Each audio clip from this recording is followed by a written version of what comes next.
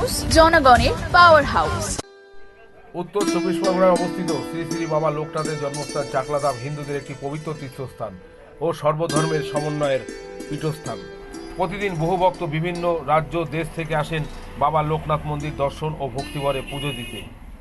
বহুদিন ধরে তিল তিল করে এই মন্দিরকে যিনি বাড়িয়ে তুলেছেন, এই মন্দির নির্মাণ ও উন্নয়নের পিছনে যার একনিষ্ঠ হাত রয়েছে, সেই মানুষটির কথা আপনাদের সামনে তুলে ধরব, যিনি প্রচার বিমুখ পদ্মার অন্তরালে থেকেও সেবাব্রত গ্রহণ করে তিনি শ্রী শ্রী লোকনাথ সেবাশ্রম সংঘের সভাপতির দায়িত্ব গ্রহণ করেছেন, দায়িত্ব পালন করে চলেছেন নিরন্তর।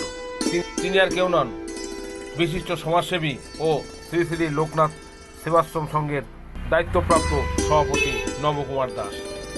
আসুন তার কাছে জেনে নেব কিছু অজানা তথ্য এই মন্দির সম্পর্কে। এমডি নিউজ বলছিলাম। হ্যাঁ, নমস্কার। আজকের দিনে লোকনাথ মন্দিরের যা পরিস্থিতি আমরা দেখলাম যে অনেকটাই আরো আপগ্রেড হয়েছে, উন্নত হয়েছে, মানুষের পরিষেবা আরো বেশি তারা পাচ্ছে। এই বিষয়টার আপনি তো সভাপতি হিসেবে কি বলবেন? আমরা একটা জিনিস বুঝতে পেরেছি, আমরা তো ফার্স্টে আমরা দীর্ঘ মানে আমি ব্যক্তিগত হিসাবে বলছি, আমি প্রায় 43 বছর ধরে যুক্ত লোকনাথ মন্দিরের সঙ্গে, চাকলা মন্দিরের সঙ্গে, বাবা লোকনাথ বাবার জন্মস্থানে। ঠিক আছে। আচ্ছা। তা আমি দীর্ঘ 43 বছর ধরে যখন আমি যাতায়াত করতাম, তখন সম্ভবত বামফ্রন্ট আমল ছিল। তা তখন রাস্তাঘাট যেভাবে তৈরি ছিল আর আজকে যেভাবে রাস্তাঘাট তৈরি হয়েছে আর আমাদের যেভাবে ডেভেলপমেন্ট হয়েছে, মানে এই রাজ্য সরকার মানে মমতা দিয়ে আসার পরে আচ্ছা যেভাবে ডেভেলপমেন্ট হয়েছে ভাবা যায় না। এবং আমাদের এই 50 বছর উপলক্ষে একটা অনুষ্ঠান হলো চাকলা মন্দিরে। সারা ভারতবর্ষ থেকে লোক এসেছিল, বাংলাদেশ থেকেও এসেছিল এবং বিভিন্ন কান্ট্রি থেকে এসেছিল। তা সেই অনুষ্ঠান উপলক্ষে মমতা বন্দ্যোপাধ্যায় মাননীয় মুখ্যমন্ত্রী, উনি আমাদের জন্য সাংঘাতিক ভাবে পরিষেবা দিয়ে যে কাজ এগিয়ে দিয়েছেন, রাস্তাঘাট, বিদ্যুৎ এবং গেস্ট হাউস, তারপরে আমাদের 2000 একসঙ্গে খাওয়ার ঘর, 2000 লোক ভক্তরা যেন বসতে পারে। আমাদের এমনিতে 2000-2500 ভক্তরা বসে, কিন্তু মমতা দি আরো 2500-2000 মতো যত ভক্ত নতুন করে বানিয়ে দিয়েছেন।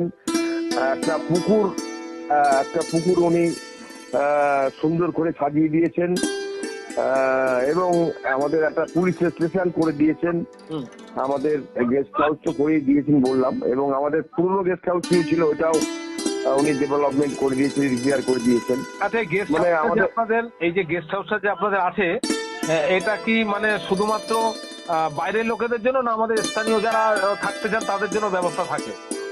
সবার জন্য, বাইরের লোক বলে না, মানে বিভিন্ন ভক্তরা এমনকি শিলিগুড়ি থেকে আসে, বর্ধমান থেকে আসে, উত্তরবঙ্গ থেকে আসে, তারপরে আপনার এই দীঘা থেকে আসে, বিভিন্ন জায়গা থেকে যেখান থেকে ভক্তরা আসে, এবং ক্যালকাটা থেকে এসেও অনেক ভক্তরা থাকে। যেখান থেকে ভক্তরা আসবেন তাদেরকে পরিষেবা দেওয়ার জন্য গেস্ট হাউস আমরা করেছি, মানে আমাদের মাননীয় মুখ্যমন্ত্রী করে দিয়েছেন। সামান্য পয়সা নয়, না এমনি বিনামূল্যে থাকার ব্যবস্থা? না, বিনামূল্যে দিলে আপনার জিনিসটা নষ্ট হয়ে যাবে। আচ্ছা, আমরা অল্প পয়সা নেই, যাতে আমরা সামান্য টাকা নিয়ে পরিষেবা দেন। হ্যাঁ, মেনটেনেন্সটা আমরা করতে পারি যেন। এই যে এত কাজ করেন আপনি, একজন সভাপতি, আপনাকে আমরা চিনি, নবদা বললেই সাধারণ মানুষ, বারাসাতের মানুষ, এমনকি 24 পরগনার মানুষ একটাকে চেনে। তা এই যে আপনি পরিষেবাটা দেন, আপনার এর মধ্যে এতটা স্পিড কি করে পান আপনি? এটা কি বাবা লোকনাথের কি পান? এই বাবা লোকনাথ আমাকে স্পিড দিয়েছে, আপনারাও সবাই আরো আশীর্বাদ করবেন।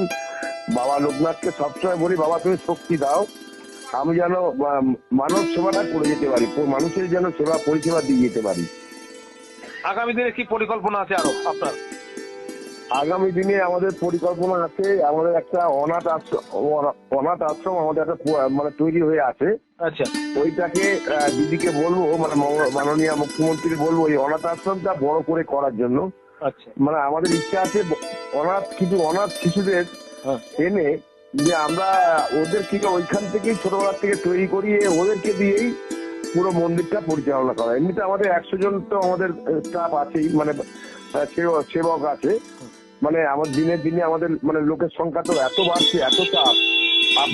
আপনারা নিশ্চয়ই জানেন যে প্রত্যেক দিনই লোকের চাপ হচ্ছে, মানে লোকনাথ বাবার ভক্ত প্রচন্ড ভাবে বেড়ে গেছে একদম। এবং সারা ভারতবর্ষ থেকে লোক আসে লোকনাথ বাবার জন্মস্থানে। আচ্ছা, আরেকটা প্রশ্ন, সেটা হচ্ছে যেখানেই ধরুন ধর্মীয় প্রতিষ্ঠান থাকে সেখানে কিছু অসৎ মানুষের আনাগোনা থাকে, আপনাদের মন্দিরের মধ্যে কি সেরকম কোনো ঘটনা ঘটছে বা আপনারা সেই ভাবে ব্যবস্থা গ্রহণ করবেন? না, আছে, মানে নিশ্চয়ই আপনারা ঠিকই বলেছেন। এটা আমাদের যেহেতু প্রশাসন আমাদের ভাবে, মানে আমাদের বারাসাতে ডিএম থেকে আরম্ভ করে তারপর SP, additional SP, SDPO, Deganga থানার ওসি আবার নতুন বদলি হয়েছেন এবং থানার আইসি আর কি, সাংঘাতিক ভাবে ওনারা নজর দৃষ্টি রাখে। একটা মন্দির ধর্মীয় কোনো জায়গা থাকলে আপনার সেখানে তো কিছু অসৎ উদ্দেশ্যে কিছু ভক্তরা থাকবেই। হ্যাঁ, কিন্তু ওরা আমাদের এখানে সেরকম খুব একটা চাপ নেই। জয় বাবা লোকনাথ। আমরা এমডি নিউজের পক্ষ থেকে নবদাকে অনেক অনেক শুভেচ্ছা জানাই যে আগামী দিনে তিনি বাবা লোকনাথের আশীর্বাদে আরো বেশি করে মানুষের কাছে আরো ভালো পরিষেবা দিতে পারবেন, আমরা সেই কামনা করি।